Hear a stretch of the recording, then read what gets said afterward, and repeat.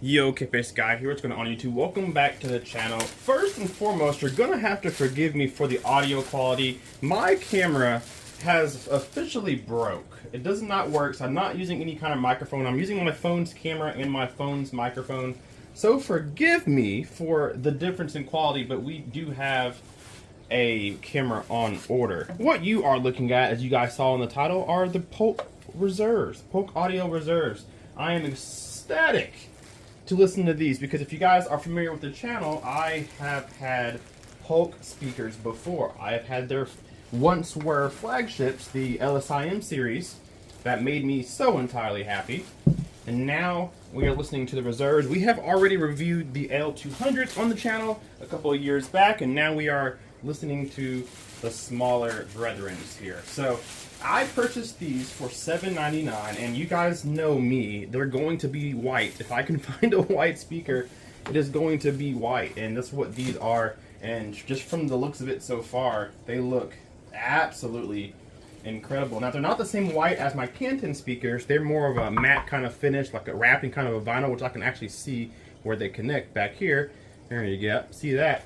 But these look really good nonetheless. So let's talk about these just a little bit. The first thing that I really want to point out is this owner's manual. This is literally a college textbook right here, because it has all of the speakers that you can get in the lineup all in one book, so you can read everything you want to. So this this is super thick of a owner's manual. It has every speaker in here, a couple different languages are in here, some recommendations for setup are in here. So that's what you get inside the package, as well as one of their little registration cards for the warranty. And then you have some grills here, which are magnetic, and they do look really nice, and they just fold into place. Now, one cool part about this speaker, take a look at the speaker's kind of edge here. It has like a rounded edge, which is a really nice tapered look to it, and so are the grills there. The grills actually have that same tapered look, kind of wraps around the speaker, so it looks a lot like that. So I think that looks really, really nice. And just kind of moving these around, this is a really heavy and a really deep meaning how from front to back, really heavy and deep bookshelf speaker. So I'm excited to hear this. Let's talk about some of the specs and then what we're going to do shortly after. So like I said, these are the R200s, and there's a lot of things different for the new refresh of these speakers going compared to the LSIM outgoing series. So the R200 has a 1-inch pinnacle ring radiator. That's what they were calling that tweeter at the top. That has a new frequency range. It used to kind of cap out around 20 hertz, but now it extends up to 40, I believe, 40 kilohertz. So a much more airy lifted sound. The driver is a 6.5-inch turbine cone. You guys can see those ridges inside the cone here. That adds better linearity, better clarity, better bass response, lowers mechanical noise. Bass extension is enhanced. So a lot of things for that turbine cone there. That reaches down to in-room response of 39 hertz up to 50 kilohertz. So really nice response compared to the outgoing LSIM bookshelf series. Now these speakers aren't efficient. They come in at 86 dBs. Now Polk Audio's never been an efficient speaker, so you're going to want to power them with as much power as you can. They will be fine on a receiver power, but if you have external amplification or have the means of getting some, I would definitely do that when it comes to something like this, just to give it all the juice that it can, especially at those loud volumes or even at those lower volumes.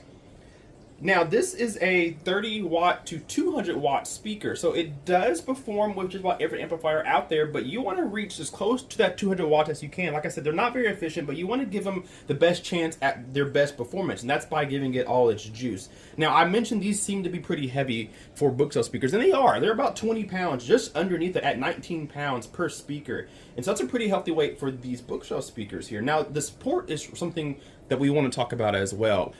The ports on Polk Audio speakers have always been really, really good. Their purpose is to lower or completely limit port chuffing, meaning when air comes out of this back speaker, whenever you have port chuffing, it means you can hear the air escaping through the port. Well, this allows it to kind of pass through without causing any of that port chuffing noise that you typically hear, especially when you press it up against the wall. So that kind of breaks up and disperses some of that air, so it travels through a little more silently, and it definitely works for sure. So really nice speaker. It's high res certified, so you can have some pretty good music out of this. So let's take a look more closely at the design of these speakers.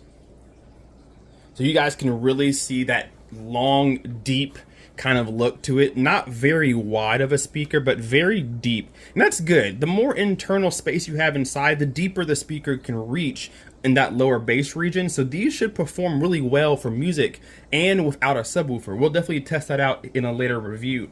Like I said, here is that port. Now that port does stick out off of the speaker just a little bit. You guys can kind of see. So you can't push this flat against the wall, and you can't hang it against one either, because that port actually protrudes a little bit. So you can't lay the speaker flat against anything.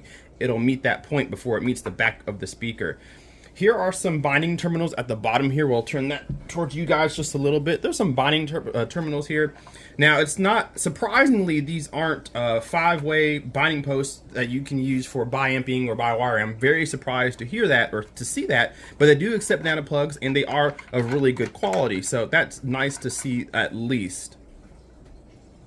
Here's a closer look of that port design on the right and the tweeter design on the left.